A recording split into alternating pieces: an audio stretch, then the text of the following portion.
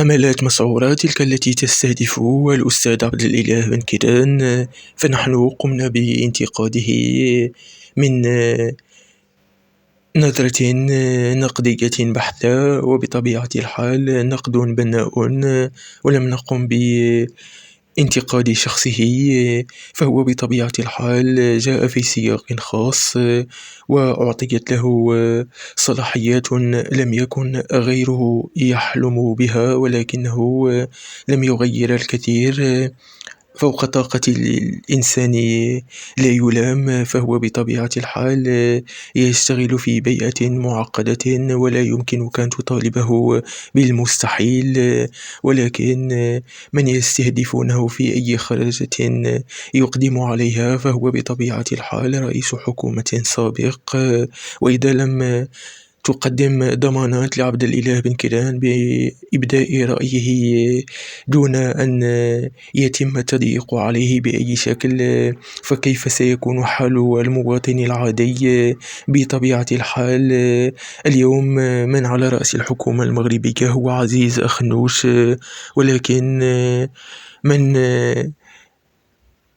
كيكريو حنكم بالدارجة، ومن يشتغلون أسيادهم ولا يملكون حتى قول كلمة دون الإذن، فهم بطبيعة الحال يقودون حملة منظمة ضد بن كيران. وهذا إن دل على شيء فإنه يدل على تأثير عبد الإله بن كيران، فرغم الاختلاف معه يملك حسا خطابيا، ويعرف من أين تؤكل الكتف، ويعرف كيف يتحدث مع الشعب المغربي الذي يئس من الخطابات المكررة والمصطنعة. فذلك الخطاب الذي يقول أن العامزين أصبح خطابا متجاوزا، ولذلك فبن كيران يحرص دائما على الانتقاد. ولكن لا يمكنك أن تقول أن بن كيران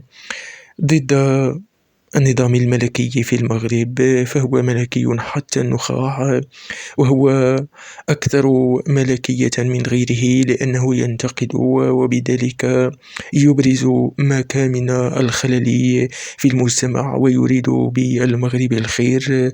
أما من يحملون البنادر ويقومون بتصدير خطابات أن كل إنسان ينتقد تردي الأوضاع أو أن المغرب ينقصه الكثير، فهم مأجورون ويشتغلون لصالح العدو التقليدي للمغرب، أو أنهم عدميون. فهؤلاء هم من كانوا يهللون لبشار الأسد ويمجدونه، وعندما سقط أصبحوا أشخاصا كانوا يعارضونه وقالوا له أننا لن نفعل هذا ولن نقوم بذاك.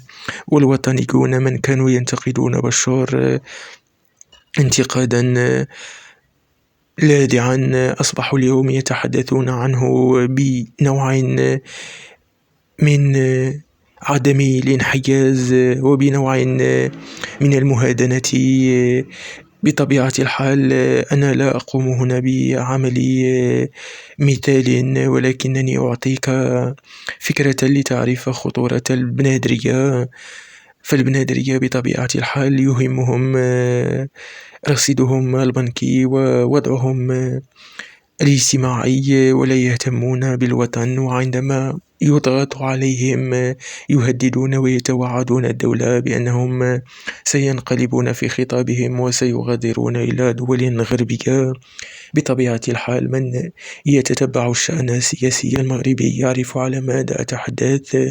عموما حزب العدالة والتنمية قاد تجربة لم يستطيع بطبيعة الحال أن يغير أي شيء إلا في السياسات العمومية التي هي حكر عليه. أما السياسات العامة فلا توجد أي حكومة تستطيع أن تتخذ القرار فيها.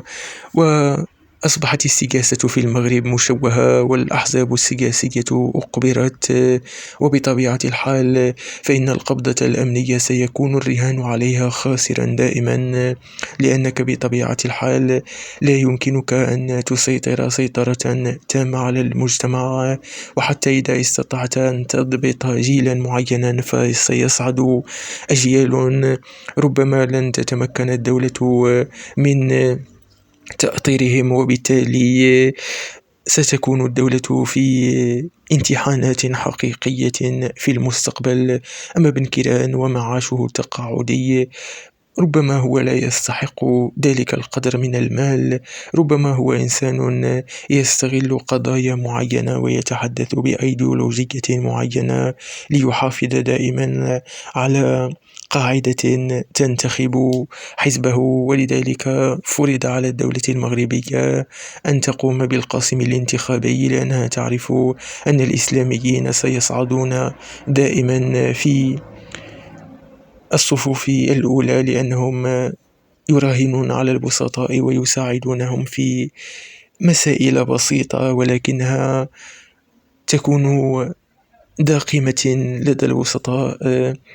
وبالتالي دائما الإسلاميين يستطيعون أن يجمعون الجماهير حولهم، ولكن جماهير لا يمكن الاعتماد عليها بطبيعة الحال، لأنها لا تفقه في السياسة شيء.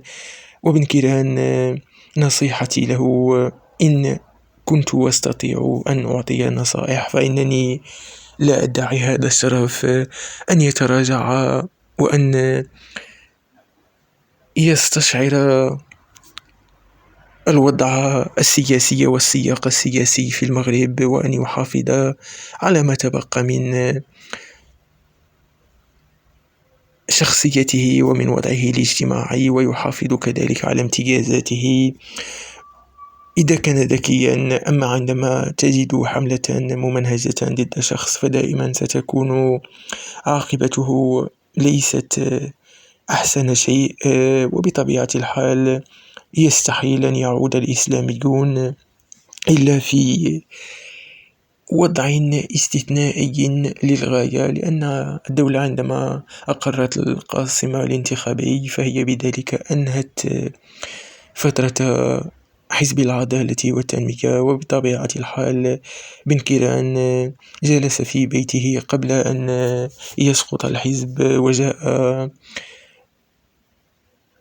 سعد الدين العثماني كرئيس حكومة لا يحرك ساكنا ولا يقول أي كلمة باستطاعتها حتى أن تجعلك ترى بصيصا للأمل. ولكن اليوم إذا كنت إنسانا يملك الجرأة فعليك أن تنتقد عزيز خنوش، أسوأ رئيس حكومة مر في المغرب.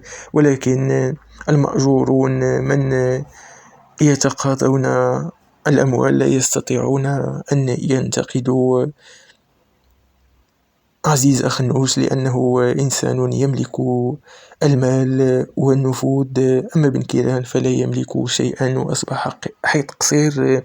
ولكن بن كيران فران قد بحومة كما يقول المثل الدارج، ولا يمكنك أن تتحامل على أي إنسان. ففي قناتنا يجب عليك أن تضع نصب عينيك إذا كنت مهتما بالمحتوى الذي نقدمه، أننا هنا لا نعادي أي أحد ولا نمدح أي أحد، بل نقرأ قراءة موضوعية في أي موضوع ولا نتحدث فيما لا نفهم، وهي وجهة النظر إذا قُبلت بانتقاد كان بناء فمرحب بالانتقاد وبالرأي الآخر في إطار الاحترام. وعبد الإله بن كيران، أكرر النصيحة لك، اعتزل منصات التواصل الاجتماعي واجلس في بيتك وحافظ على المكتسبات التي حصلت عليها، لأنك بإمكانك أن تعصف بكل ما بنيته. فقط إذا أبديت رأيا لم يتم تفسيره بطريقة جيدة. والسلام عليكم.